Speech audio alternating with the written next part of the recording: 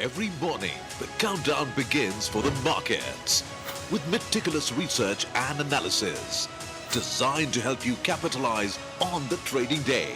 Beaming live from the CNBC TV 18 Motilal Oswal studio.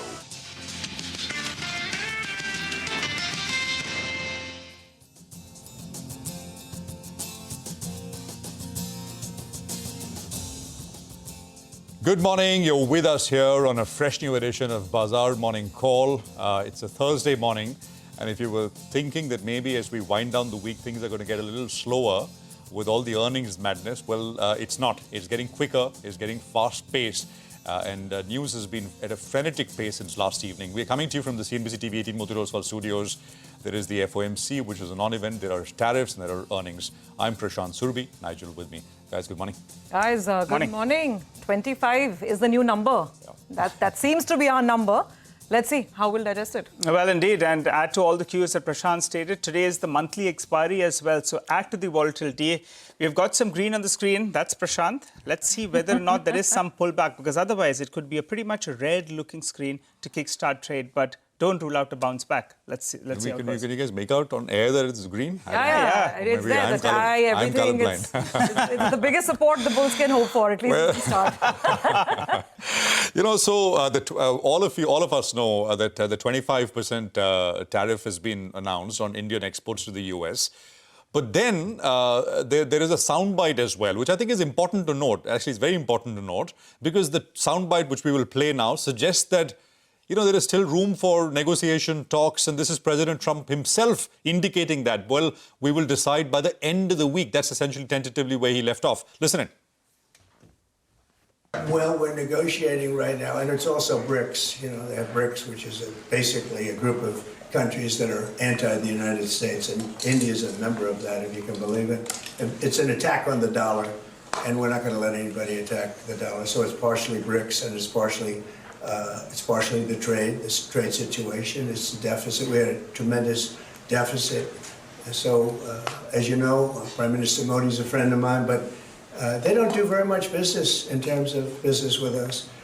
They sell a lot to us, but we don't buy from them. You know why? Because the tariff is so high. They have one of the highest tariffs in the world.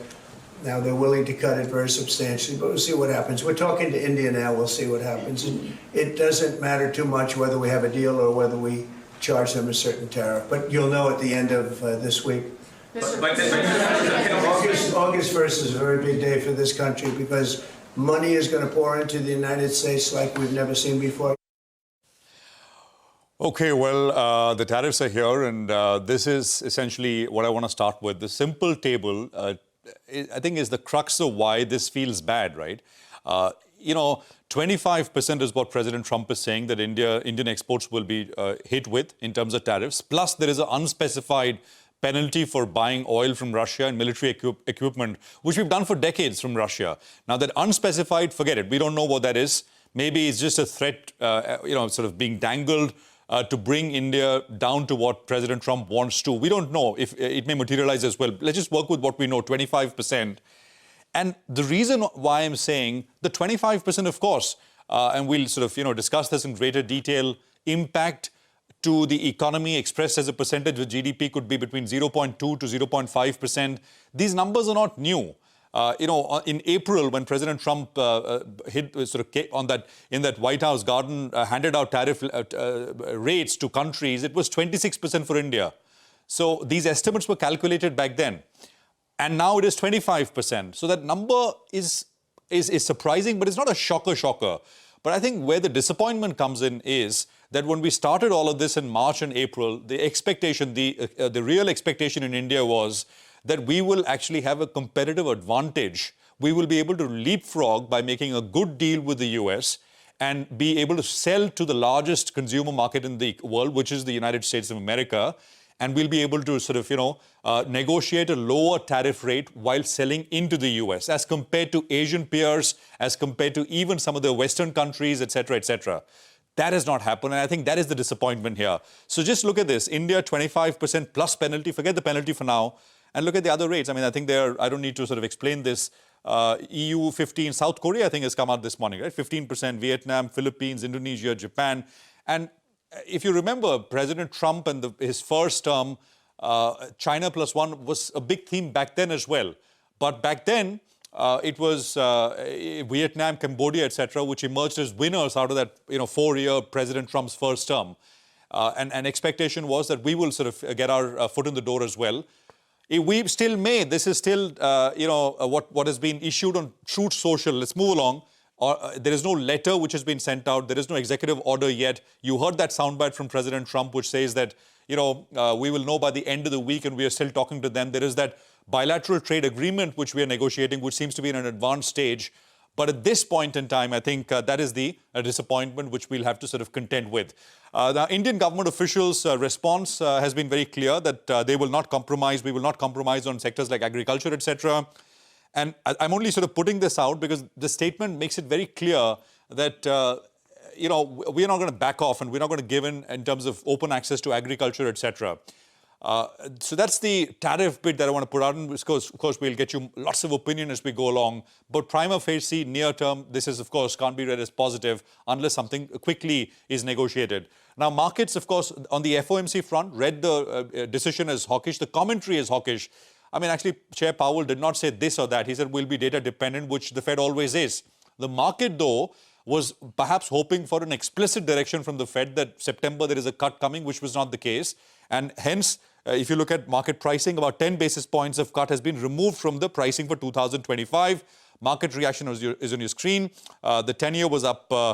You had the dollar, which is almost back at 100. Oil prices are at about 74. Very quickly, they've moved up over the last 3 days or so, 1.5% higher. Equities were flat. Post-close, Microsoft and Meta both reported solid earnings beats. And, this is the other story, the AI story, 8% after hours in Microsoft. The Meta stock up 10% after hours. So just the levels, right? Just putting the levels together. For the Nifty, the low that we saw day before yesterday, 24,598 is in focus. Will we break it? Right at the word go, will we sort of close below it? If that goes, the 24,450, 24,500 levels come into sharp focus once again. Resistance, the 40-hourly exponential average, 24,877, and the 40-day exponential moving average, which is 25,005 on the upside. For the Nifty Bank, the low similarly is 55,843, which is a support. If that goes, the 13th of June low is 55,149, and resistance is at the 40-hourly exponential average, 56,405. GIFT Nifty will give you a quick sense of how we're likely to start. 200-odd points lower, so wham bam straight up is what the indication is at this point in time. Surabhi. Absolutely. So the thing is, and I guess Prashant, Nigel, you'd concur that for the market, in terms of market capitalization, sectors like textile are not that big. Pharma, of course, is, but for now, pharma has been exempt. But this is a sentiment blow, and it's coming at a really, really bad time. The timing is really off for the market. And obviously, in terms of GDP, and in terms of the real economy, this is an issue. So just to put the numbers in perspective, the US has been India's largest trading partner for the last 4 consecutive years. The value of US-India trade is a little over $130 billion. And we continue to run a big trade surplus with the US, which is in excess of $40 billion. So that's why this is really important. Now, India reacted. Let's just quickly put out the Commerce Ministry statement on the screen. We reacted by saying that India is committed on concluding a fair, balanced and mutually beneficial bilateral trade agreement. And the government attaches utmost importance to protecting and promoting welfare of farmers, entrepreneurs and MSMEs. It's a strong sort of, it's not a pushback, but it's a very clear indication of India's stance that we're not backing down, at least not from the looks of it. There's a commentary coming in from Kevin Hesed. So is there something, so there's the post, but are the back channels indicating that there could still, be some sort of an arrangement in the next couple of hours? Let's hear out what Kevin Hesed, the economic advisor to the White House, had to say. He talks about how Trump is frustrated with the pace of trade talks with India. Their tariffs have been so high on us that there's not a heck of a lot of trade. That's right. Well, it's a very asymmetric situation. I think that we're hopeful that India will open up its markets to us. That's the really big headline, I think, of the EU deal as the Japan deal and the other deals in Asia, is that they're opening their markets up to our farmers, to our producers, to our small businessmen who can now sell their stuff there without lots of red tape. And if we could do that in India, that would be an absolute game changer for the global economy because it's such a large and growing economy. Okay, so that's as far as the big headline is concerned. Now let's look at Asian markets, and things are a little mixed out there. Cautious trade happening, though of course the big headline comes in from South Korea, with the South Korea also getting that 15% tariff deal. But markets are a little all over the place. In the Hang Seng, the Chinese markets are under pressure because the numbers that have just come out on the manufacturing PMI side, they're weak. There's contraction in Chinese manufacturing PMI. Now and there's the Bank of Japan meeting as well, by the way, which is also going to be important to watch. No change in rates expected from the BOJ. Now for the Indian market, we're dealing with three-pronged woes. There's obviously the trade deal blow that's come in this morning. There is a continued slowdown in earnings, and there is consistent FPI selling. So it's sort of an unholy trinity of sorts that's kind of come together. Speaking of FPI selling, yesterday's number, net sell of about 850 crores. So that's what we saw yesterday. Domestic institutions offset that. Plenty of DII buying, 1,900. But the impetus of FPI selling has accelerated in July. In the month of July, we have seen 17,600 crores of selling happen so far in 31 days of July. Let's talk about earnings. I mean, though that will be sort of the second and third gear today, once we get over the opening perhaps gap down. M&M, pretty solid. You can, maybe quibble on the margins. Margins have fallen 100 basis points. That's more than expected. We'll see. Tata Steel, Nigel tells us, is a pretty strong set, so no problems over there. Interglobe Aviation, the revenue, EBITDA, etc., they're below the pole. The weakness was anyway expected. It was a tough first quarter, but it's slightly below pole. And unfortunately, Hitachi Energy from that entire space, remember GE, Vernova, T&D's numbers were so good, but Hitachi has not been able to follow that up. So we'll see how the market reacts to this. But there's a silver lining, and the silver lining came in from Shireen's conversation with Mr. Salil Parekh of Infosys yesterday. The conversation was just after market hours, and the big takeaway is that Infosys is not giving any indication, at least right now, that it's looking at cutting jobs. In fact, he's saying that AI is opening up new revenue streams for the company. So no fresh negative seems to be the positive. And let's see if money gravitates towards IT, given the market environment that we'll see today. Nigel. To add to the excitement today, we have the monthly expiry that will play out. And the big question is, can the bulls defend that 24,550 to around 25,000, which will be the series low, but you'll want it to defend that 24,550 to around 24,600 odd mark. But the Trump shocker definitely is disappointing. You can't slice and dice it anyway. Whichever way you look at it, it's disappointing because India was expecting a favorable outcome. But off late, you saw pressure in the markets. And yesterday, it seemed like, the street was sensing there is going to be some news that's going to be coming in there. Because the rupee, well, that weekend, it fell close to around 70 paise in trade. It ended closer to the low point of the day. If you look at the equity markets as well, there's been an underperformance. Compare the Nifty with the Chinese market, the emerging market, the Dow Jones.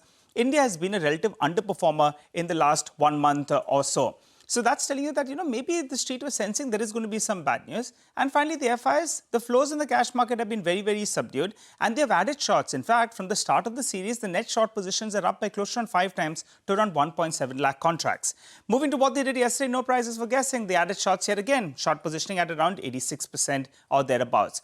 And from the start of the series, the FI net short positions have gone up by nearly around 5 times. Even the client long positioning has gone up multiple times. So that's normally a combination that we look at. Clients normally get it right. FI is net short in the system. That's not such a bad thing, but we'll have to see whether or not they cover out. So today, given that it's a monthly and weekly expiry as well, we'll have a fair bit of volatility. But there's plenty of action actually in this series because the rollovers are relatively lower, both on the Nifty as well as the Nifty Bank. On average, the Nifty rollover getting into the expiry day is around 70 to 73%. So there's plenty of action still left in this series itself. Moving to the options data, 24,900 call as well as put were fairly active. These option writers, who were playing a strategy out there, they were hoping that the 24,700 odd mark does hold out. For the time being, the GIFT Nifty is suggesting that we start below that level. So it'll be important to see where we end. But you don't want the recent low to get breached. So support comes in at this mark of around 24,599, 24,550, 24,599. And resistance comes in at around 24,950, going by the options data that we're looking at. The sector I'll be looking at today is tech. As of now, it doesn't come under any of these tariffs.